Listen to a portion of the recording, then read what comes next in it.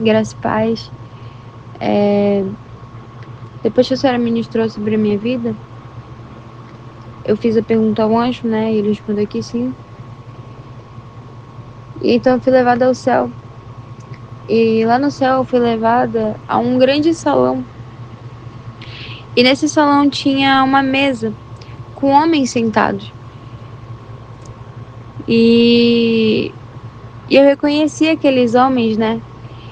E lá estavam Isaías, Daniel, Jeremias, Elias. E Isaías, ele se levantou da mesa e ele se aproximou. E ele disse: te esperávamos. E nós sorrimos, né? E ele me convidou a sentar na mesa. E cada um começou a falar, sabe? Eles se revezavam para falar de um a um, sabe? E eu permaneci ali em silêncio, absorvendo cada palavra, sabe? Admirada por estar ali. E o primeiro a falar foi Isaías. E ele disse: o temor do Senhor é a raiz da santidade. Quando vi assentado sobre um alto e sublime trono, percebi quem eu era. Percebi o quão impuro eu era. Toda santidade nasce da revelação de quem Deus é. Quem não o vê não pode andar em santidade. E Daniel logo depois começou a falar. E ele disse: a Babilônia tentou me alimentar com sua mesa, mas eu permaneci jejuando pela mesa do céu. Santidade é dizer não ao que o mundo oferece, mesmo quando ninguém está olhando. E Jeremias também começou a falar. E ele disse: eu fui chamado desde o ventre, e chorei por um povo que se desviava. A santidade me custou amigos, honra, alegria, mas quem carrega a dor de Deus sobre a nação não se importa com as dores que o mundo pode lhe dar. E logo depois, Elias também começou a falar. E ele disse: eu fui levantado em tempos de idolatria, e quando todos se curvaram a Baal, eu permaneci em pé. Não porque eu era forte, mas porque conheci aquele que me levantou. O fogo que desce do céu só consome altares limpos. E depois o anjo apareceu e ele disse: ainda não terminou. Algo mais que o Senhor quer que veja. E então ele me levou a um grande jardim. E era cercado assim por muralhas de pedras brilhantes, sabe? Era um jardim muito bonito. E no centro tinha uma fonte. E do lado dessa fonte estava sentada uma mulher. E ela se levantou quando me viu. Ela sorriu. E era Ana. E ela disse: a paz do Senhor, filha. Eu estava ali esperando. E eu sorri e eu sentei ao lado dela. E ela segurou as minhas mãos com carinho, sabe? E ela começou a falar. E ela disse: a dor não é um obstáculo à santidade. Muitas vezes o caminho.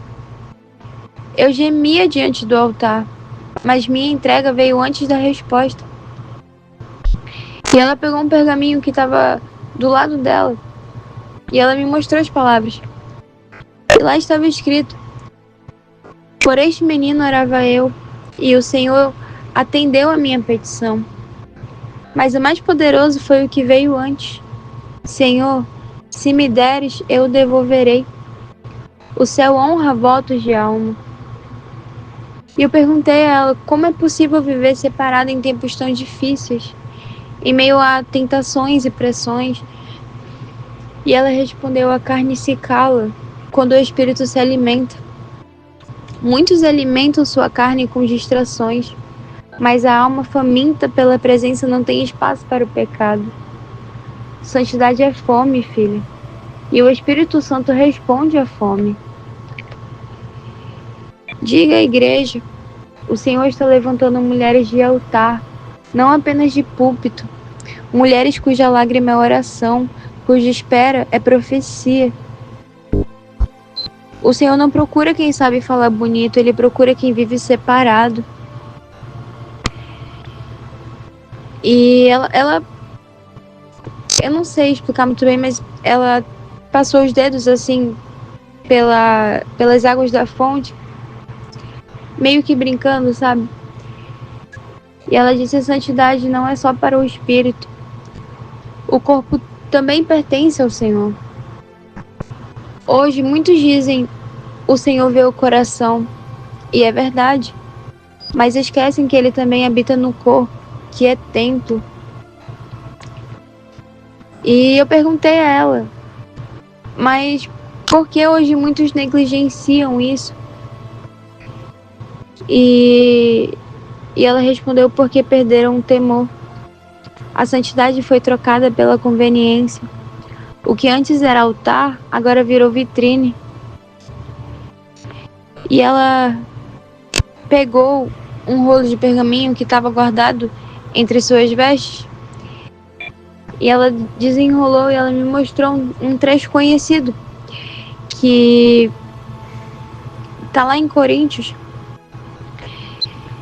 que fala: não sabeis que o vosso corpo é templo do Espírito Santo, que habita em vós, proveniente de Deus, e que não sois de vós mesmos? E ela leu, e ela, ao terminar, ela disse: o templo não era lugar de vaidade ou de profanação, era lugar de glória. Tudo que tocava o altar precisava estar limpo. Porque hoje seria diferente? E eu fiquei em silêncio refletindo sobre aquilo, sabe? E então ela tocou no assunto da sã doutrina. E ela disse: a sã doutrina é como a cerca do jardim. Sem ela, tudo se perde, tudo se mistura. A beleza da verdade está na separação, na pureza. Hoje, muitos rejeitam a doutrina como se fosse peso, mas ela é proteção, perdão.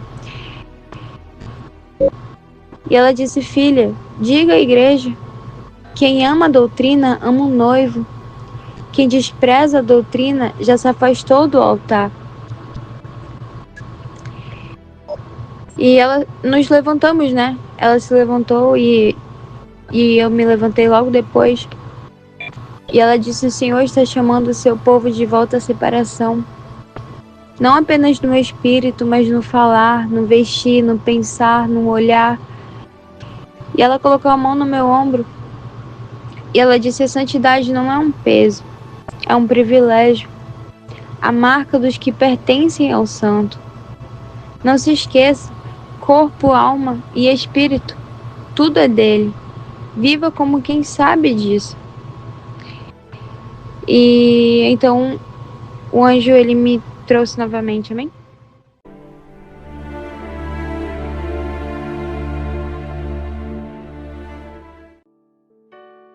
A graça e a paz do Senhor Jesus Cristo, amados irmãos e amigos, aqui é o apóstolo Juscelino Alves. Meu Deus, que experiência forte, né? Que ensinamentos tremendos, né? E antes de eu comentar um pouquinho, eu quero ler um texto que está lá em 1 Pedro, capítulo 1, versículo 15, diz assim: mas assim como é santo aquele que os chamou, sejam santos vocês também em tudo o que fizerem, né? Glória a Deus, amém, amados irmãos, que experiência tremenda. Amém. O Senhor nos chamou à santidade, irmãos, e não há santidade sem separação. A palavra santa, ela já quer dizer separado, né, irmãos? E sem santidade ninguém vai para o céu, ninguém verá o Senhor. Amém, queridos? Então, que experiência, né, tremenda de cada profeta, né, que falou com ela, que falou com a jovem Hillary, né, e por fim, né, a profeta do Senhor falou com ela também, amados irmãos. Então, nós vemos que a obra que o Senhor tem feito na Shalom, a obra que o Senhor tem feito em nossas vidas, é uma obra de salvação. O Senhor tem arrebatado, o Senhor tem curado, o Senhor tem operado milagres. Temos lutado contra feiticeiros, contra bruxos, contra principados, contra potestades. Irmãos, é guerra, né, apóstola? A santidade, ela é uma guerra. Para você se santificar é uma guerra. Para você abrir mão do pecado, abrir mão das coisas que pode te levar para o inferno, é uma guerra. Satanás, ele trava uma guerra diária. Irmãos, eu estava meditando, apóstola, sobre os heróis da fé, lutaram, romperam, né, venceram, né, hoje estão no céu, conquistaram a sua salvação, e nós estamos aqui na terra, nós temos muito o que lutar, não é isso, apóstola? É isso, amém. Temos muito o que lutar, né? E o caminho da santidade, esse trilhar de santidade é algo muito lindo, necessário e preciso para cada um de nós, que almejamos morar no céu, que vivemos para a glória do nome do Senhor, para louvar, para que o nome do Senhor seja glorificado com nossas ações e obras, né? Que vivemos para agradar ao Senhor. E eu achei interessante que em cada tempo dos profetas, eles passaram por situações em que eles tiveram a oportunidade de trair ao Senhor, de negar ao Senhor, de abandonar a fé, mas eles optaram em perseverar no Senhor, né? Eles optaram, eles decidiram que, independente das circunstâncias, eles permaneciam com a aliança, na sua aliança com Deus. Então, assim, é uma mensagem de um despertamento espiritual, ao mesmo tempo nos motiva a avançar, a querer ter mais intimidade com o Criador, a viver uma vida de santificação diária, uma vida de santidade mesmo, porque sem a qual não veremos o Senhor, sem a qual não veremos a Deus, né? Então, realmente foi uma experiência muito forte, muito impactante, e assim como edificou a vida da Hillary, a vida de quem já ouviu e quem estará ouvindo essa experiência também, eu creio muito nisso, porque são as ferramentas que o Senhor usa nos últimos dias para nos trazer, né, digamos que despertamento espiritual para a nossa vida, de intimidade e de santificação diária. E é onde fica bem claro que a santificação não é só o corpo que Deus quer, ou só o nosso coração, não. Ele quer o nosso corpo, alma e espírito, sejamos plenos e completos no Senhor. Amém? Então, que Deus abençoe sua vida em nome de Jesus. Amém. Espero que essa experiência tenha edificado a sua vida e que você siga avançando em nome de Jesus. Amém, apóstolo? Vamos orar? Senhor, meu Deus e meu Pai, muito obrigado por essa experiência, que o Senhor continue abençoando a tua filha, Pai, que a tua graça continue sendo derramada sobre ela, sobre nós, sobre cada um que está ouvindo essa experiência, e que possamos, meu Pai, seguir firme e forte caminhando, andando no centro da tua vontade, Pai. Cuida de cada um de nós e muito obrigado em nome de Jesus. Amém e amém. Tome posição como um soldado forte, não perca o teu alvo, desafie até a morte. Mesmo subjugado, atingido e humilhado, não desça do seu barco, a vitória é do outro lado.